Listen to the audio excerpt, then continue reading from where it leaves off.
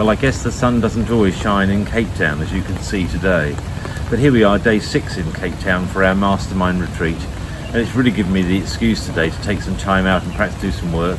I've got the laptop with me, so I'm going to go and catch up on a few things and find out what's going on, perhaps edit a video and catch up on some emails and perhaps do a bit of work instead of being out in what normally would be described as glorious weather.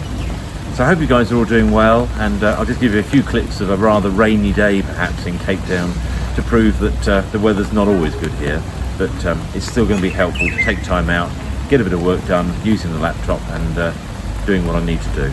Anyway, I'll let you get on.